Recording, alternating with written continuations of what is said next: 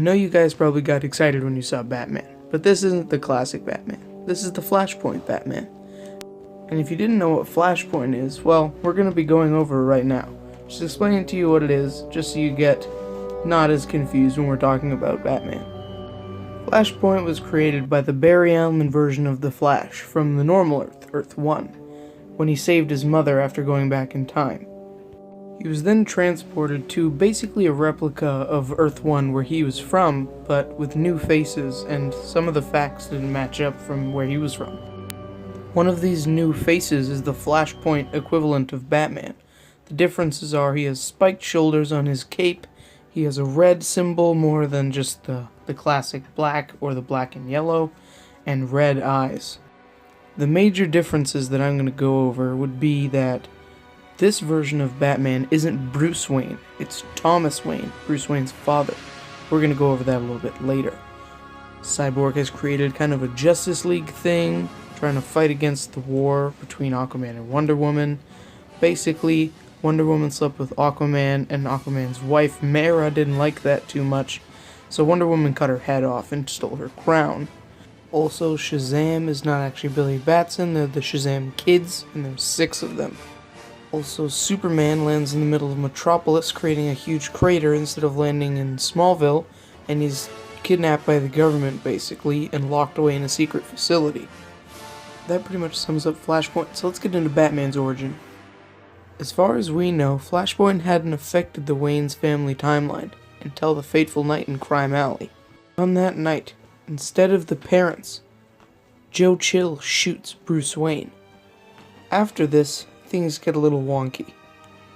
While Thomas Wayne is giving Joe Chill his just desserts, Martha Wayne is pushed off the deep end and becomes the Joker, which is weird because we never find out what happens to the man who would have became the Joker.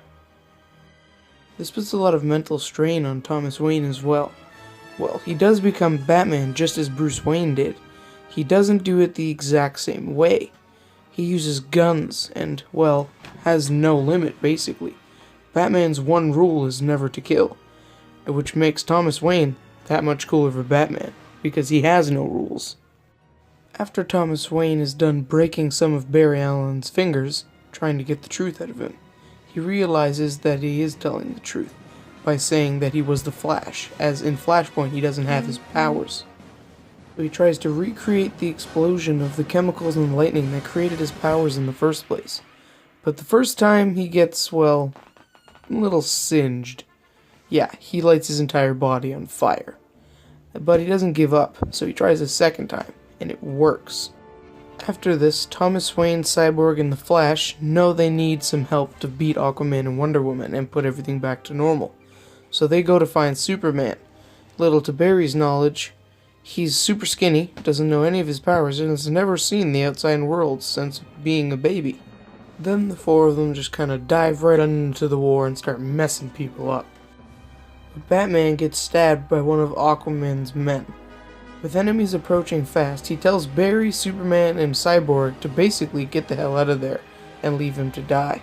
Cyborg and Superman go run away to go fight more bad guys, while Barry finds out the real perpetrator here, and he goes to fight the Reverse Flash / Eobard Thawne, and gets stabbed in the thigh.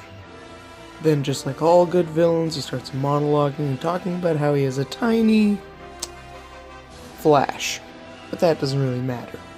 Anyways, mid-monologue, Reverse Flash gets, interrupted. There's 2 different versions of how he gets interrupted. We're gonna show you pictures of both. In one version, Thomas Wayne just goes full-out savage mode and stabs him right through the chest with the sword he found. And in the other one, we get to see that Eobard Thawne is just as evil on the inside as he is on the out. As Batman gives us a viewpoint. This is all happening while Aquaman and Wonder Woman have like this sick-ass hand-to-hand combat fight.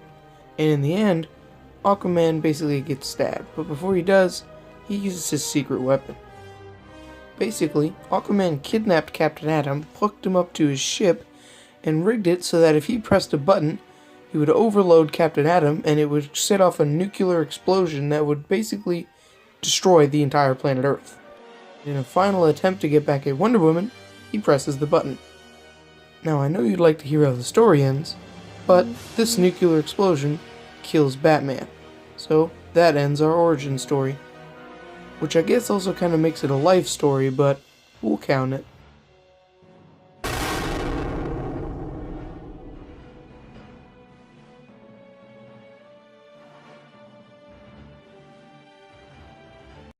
Thanks for watching. Hope you enjoyed. Please leave a like, comment a video suggestion, and subscribe.